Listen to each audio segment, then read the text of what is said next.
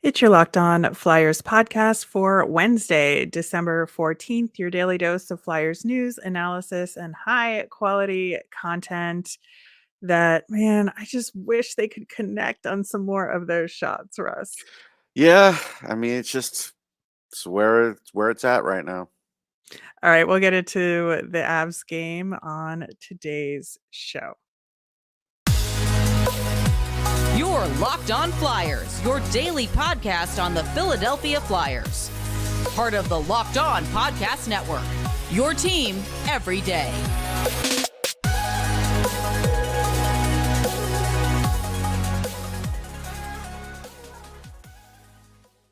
Hey there, I am Rachel Donner. You can find me on Twitter at rmiriam. I'm here, as always, with the brilliant Russ Cohen, who is on Twitter at Sportsology.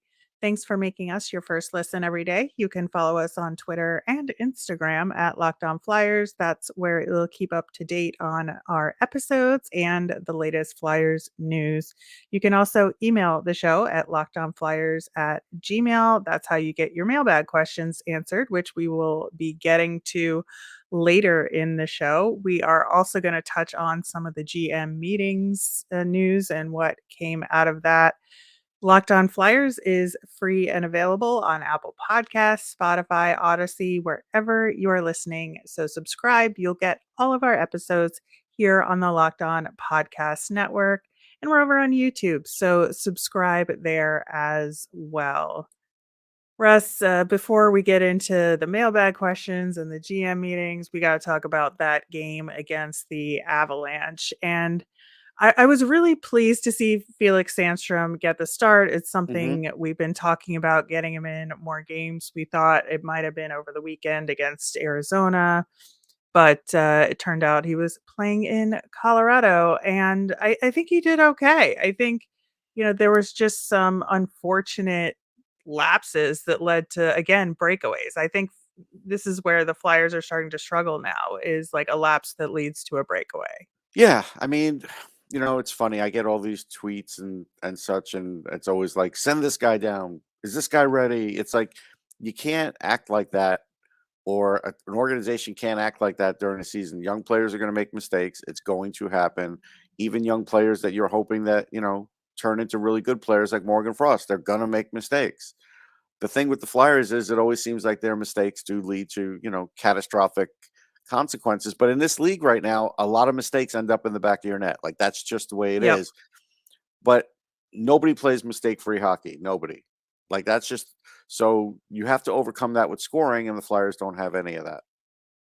Yeah, I think it's the scoring, obviously. I mean, that's the red alarm, right? Yeah. But I think it's also secondarily the lack of speed, right? Yes. Because when you have those breakaways and nobody can get back enough, back fast enough in order to take a swat at it with their stick and have a legit shot at stopping it, that's a problem too. And Flyers do have a couple of guys that can get back, but and it obviously depends on the individual play itself. But I think that is a secondary issue with the kind of mistakes that they're making right now. Yeah, no question. You can see right away Cam York's their fastest defenseman. Like that's Mhm. obvious, right? But it does show what you're talking about. And Sandheim's a really good skater too. He's just not at that York speed. But Right. you do have to have two or three of those guys on the blue line now. You do, because everybody's faster. Every team you're going to face is fast. I mean, Colorado's down a lot of guys, but even the guys they have in They're there are still pretty. They're faster. still fast, and that's that's definitely the issue. Sandstrom didn't do anything wrong. It's not his fault. He's been No. good this year. But what's interesting is we all thought this wasn't going to necessarily be a great team. Well, the only thing that we didn't know is that it would be worse than last year's team. Like last year's team at this time was like 13, 12 and something. And that's hard to believe because this team has zero chance of getting to 500. Like this year, you just want things to go right in the sense that, hey, you win some really good ones. If you lose some tough ones, fine, but you're moving in the right direction. Right now, they're kind of stuck in the mud. They're not really in any direction. And that's the thing that the coach has to sort of cure here is get things moving in the right direction. And if that means moving off of, his rigid stance of how you have to play hockey, then that may be the way. I mean, again, I just still with the cap news that came out that we're going to talk about, I got to tell you, there's no easy fixes here, and so there's no guarantee next year is any better via trade or free agency. This is where the coach is going to have to really, the coaching staff is really going to have to, pull some magic here. Well, I think you mentioned Cam York in there being one of the speedier guys. I want to talk Yes. about him in this Yeah. game. He's now been back for a couple of games, and I think we talk sometimes about how there are particular players who somehow play better in the NHL than the AHL and are more suited to that style of game. And I want to wait a couple more games before I say this for sure, but I'm leaning in that direction with Cam York right now because I think that his instincts are really good right now. He's making Mhm. some small mistakes as you do, but I think that he's really showing himself to be somebody who's going to go that extra step. And, he followed up on his own shot to get that Yes. goal. And I think that not a lot of guys on the Flyers would play it that way. He's No. not afraid to step in offensively when he needs to, but also he can get back. And Yeah. I think that's what's important. Yeah, that is what's important. I mean, look, I think we all knew he was capable of playing in the NHL, but I think we all knew that the coach was just trying to make a point and kind of like be like, get better, kid. You got to play my Yeah. system a little more. And that's fine. And maybe it will benefit him in the long run. So he did that. He's back up. I think he's up to stay. I would be surprised if he took a step back. So yeah, I mean, when you add, I mean, again, this is, and I don't want it to be like a total thing against Nick Seeler, so I'll drag Justin Braun into it too. It's a big difference between Cam York and those two guys. And There. that's why I also say you should bring up Zamula, because there's a big difference between him and those two guys. But again, the coach is going to have to be willing to give up some of this toughness and rigidness on defense to be able to get puck moving and a little more offense. At some point, he's going to have to do it because that's today's NHL. Well, when Tony DeAngelo is back, I am thinking Sealer is the guy that's going to come out at this I mean, point this is what we're based on thinking, play, but right? you said right, like you're not sure either. So Well, I'm know, not sure.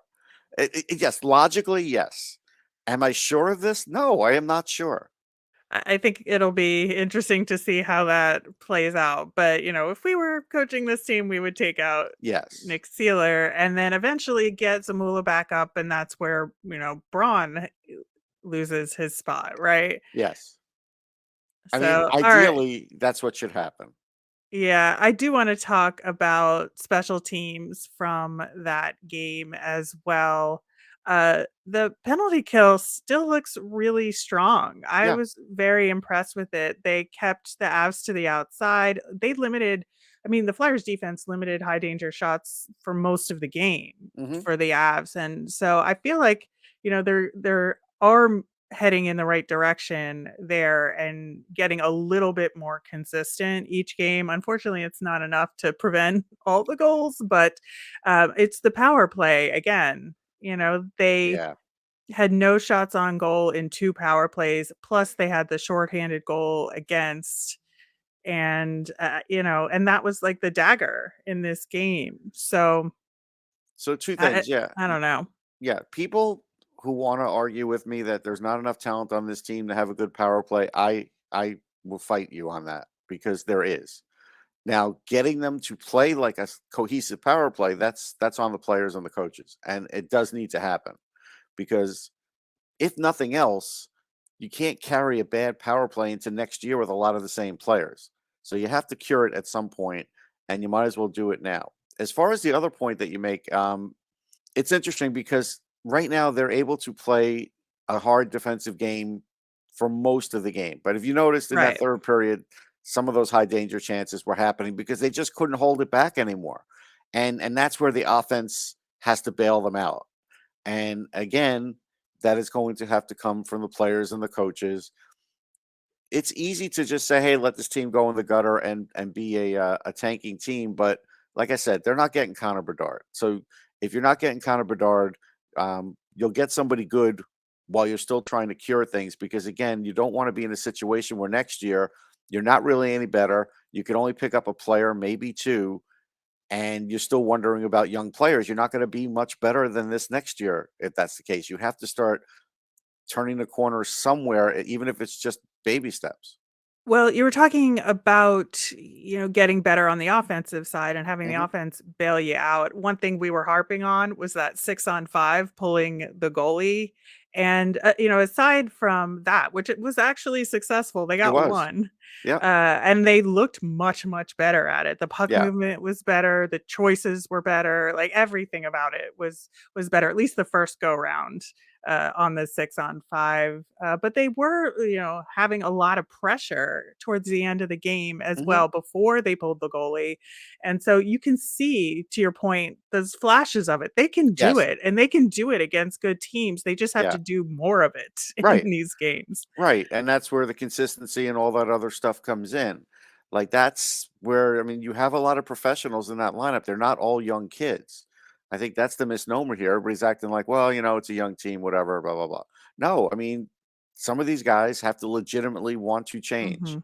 and want to change their game. And, I think after the trading deadline, we're going to see more of the kind of play that the coach wants, because that's when there'll be some trades made. But again, I would be trying to make those trades now, simply because with the cap the way it is, if there's teams that are desperate now, then take advantage and do it now. There's no reason to wait until the trade deadline if you can do something.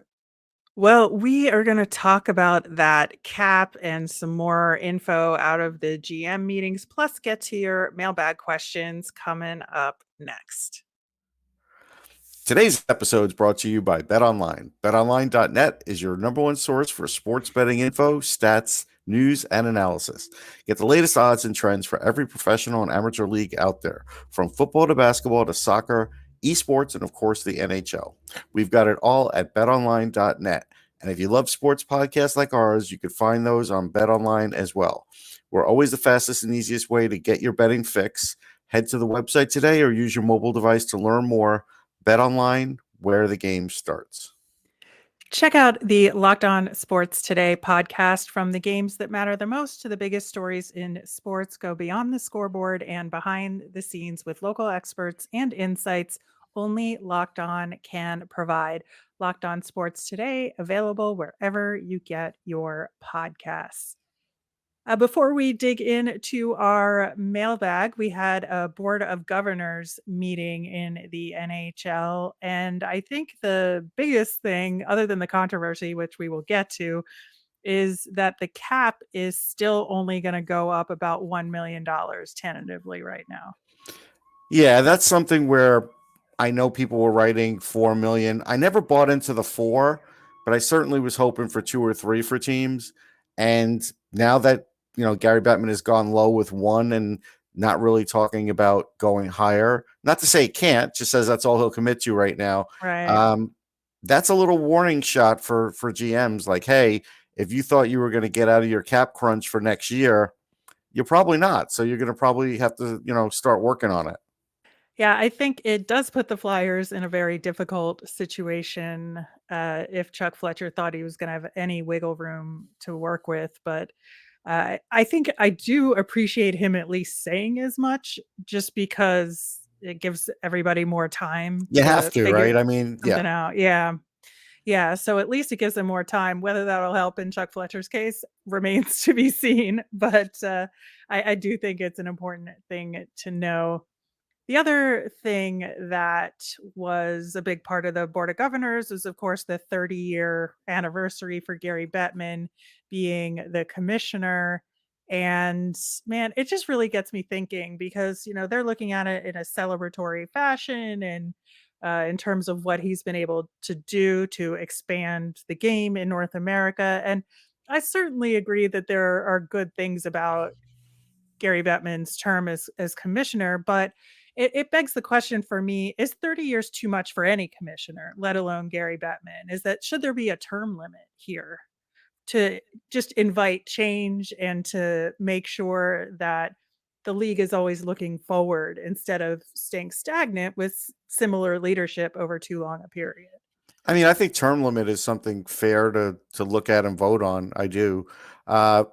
Here's what I could say about Gary Bettman, because I've done a lot of research with books and have lived through the whole Gary Bettman era. John Ziegler was a lot worse. Oh, And, yes. like his plan for expansion for the NHL was going to fail drastically. The only thing is that part of his plan that Bettman carried over was Arizona. And that's still sort of a weird spot for the league. But the salary cap has helped the league. I mean, again, you could just look at the Flyers. They couldn't help themselves. They were just trying always to out-arm themselves over the Rangers and other teams in that division when it was an uncapped world, and they still didn't win. So I do think some teams were saved by that, in the sense that they weren't going to, be in worse shape every year, because I think some of them would have been in a lot worse shape for a longer period of time in the cap world, in the uncapped world, if there wasn't a cap. So there's that. The Winter Classic happened under his watch. Matter of fact, December 17th, I have the release of my Winter Classic book on digital, so people can get that if they want on a digital download. But again, if you go back to that, and part of what I talk about in the book is that saved the NHL. Like, that was a big cash cow for the NHL that they needed. And it was something that was flirted with. Remember the outdoor game in Vegas that was sort of fogged in, but they Right. still played it?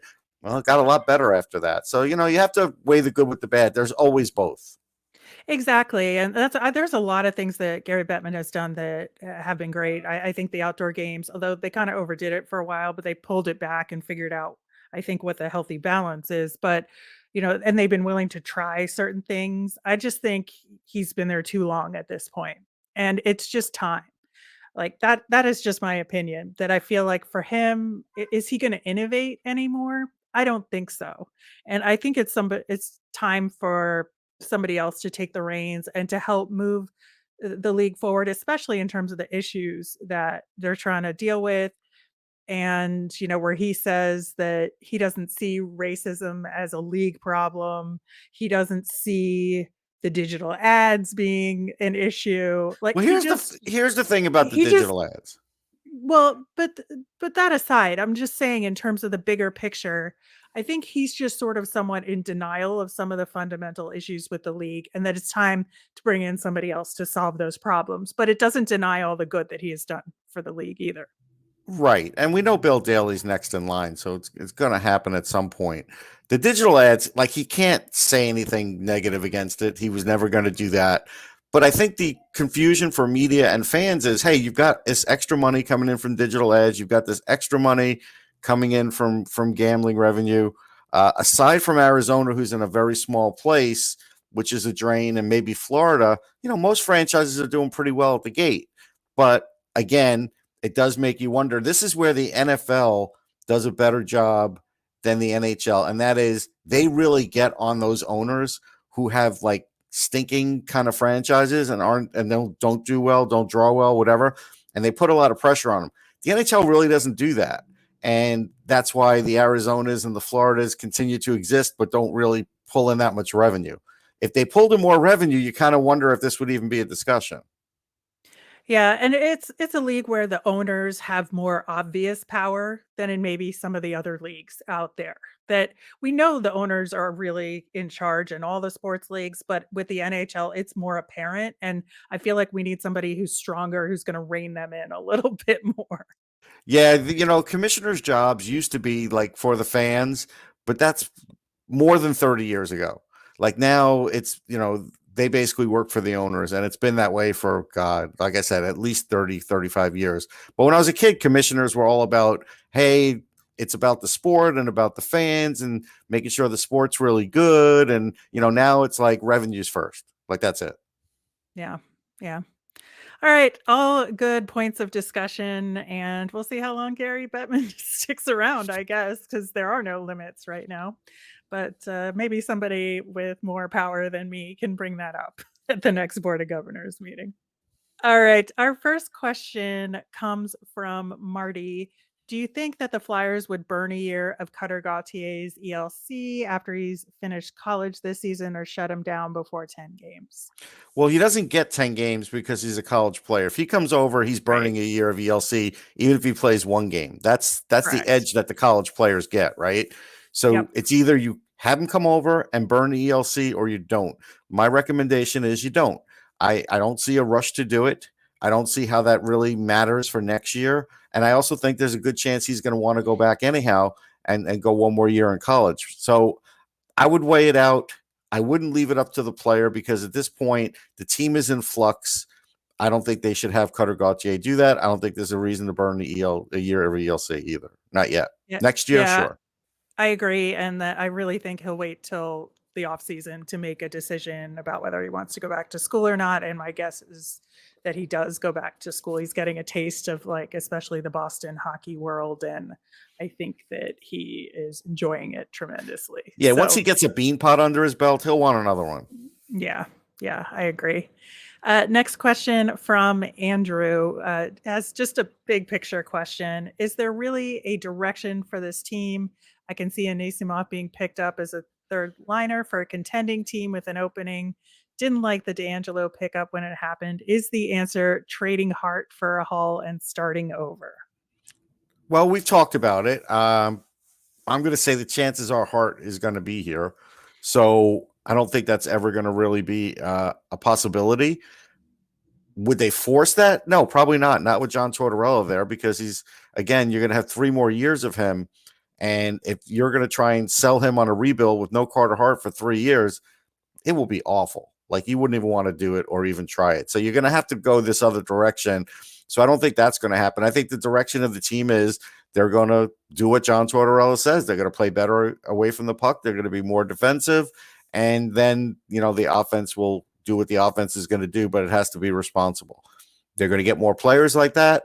They're going to get rid of the players that don't do that.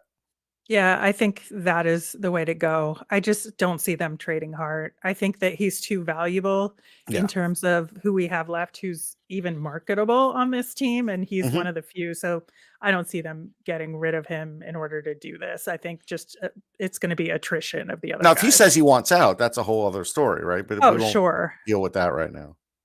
Correct. All right, one more question this segment. CMAC wants to know, what is going on with Wade Allison? They told us 2 to 3 weeks, and he's been out 6 weeks now.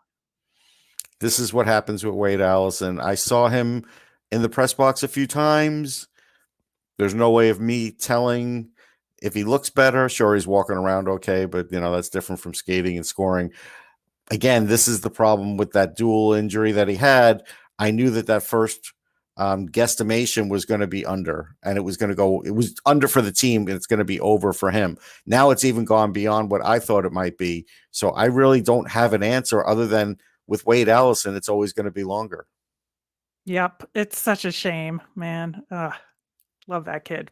Yep. All right. We've got more questions from our mailbag coming up next. Russ, we have a fun question from our friend of the show, JD. He wants to know, does Nick Delorier get a Gordie Howe this season? I think so. I mean, I don't see why he wouldn't. I think it would probably come against one of the Metro teams. Yeah, I think if he scores another goal, I think he just has one now, right? Yeah. Yeah. So if he scores another goal, I can see him picking a fight just to get closer, and then he's like trying to make it happen somehow. Yeah. Maybe an empty net goal. He gets the assist on that, something like that. Something like that. Just to, the machinations with his teammates. I think people support that sort of thing. Yep. I think it's fun every now and again. Me too. All right, this is a good question too. Who's the best underrated player in the Metro division? The best underrated player, I'm going to say it's Jesper Bratt. He's really having a great year. He probably was even underestimated by his own team as far as the contract they offered him. So I'm going to go him because he's turned into a star in this league. God, I'm thinking about it, and I don't know if it's possible for this guy to be considered underrated, but I'll let you make the call. It's Brent Burns. I think he has contributed in Carolina this year. I never expected to see him on that team ever. And, I think he fits in really nicely there and is playing well. So, even though he's kind of a league star, or he was a league star, I think he's playing a good role And so he's And that's why I'll underappreciated. allow it, because he was a league star. And I think when he went there, people forgot about him.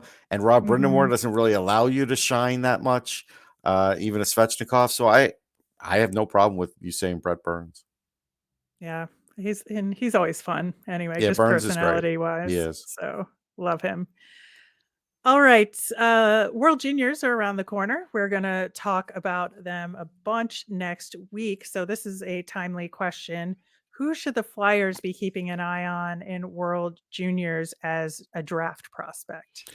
Well, the U.S. list isn't out, but I'm going to go on a limb and say that Ryan Leonard's going to be on that list, and he would be my guy to look for, because it's easy to say Will Smith. Will Smith will be on there. Will Smith is the faster player. Will Smith is the guy that gets a lot of the pub and is leading scoring right now for the NTDP. But Leonard seems, for me, has a more transferable NHL game. The way he sort of makes room on the ice, the way he has a great shot, has great speed, but sometimes will just do it on his own. Like he just sees, hey, you know what?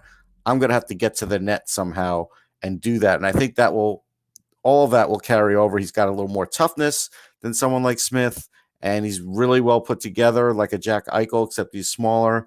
So I think Ryan Leonard's a guy to watch out for, because I think that is a guy where, if you're not getting into the top 5 or 6 picks, he might get in your conversation. Some might think it's too early for him. Me, if I have a club, it's not too early. And that's at a point where you sort of supersede what the pundits and central scouting say, and you say, you know what?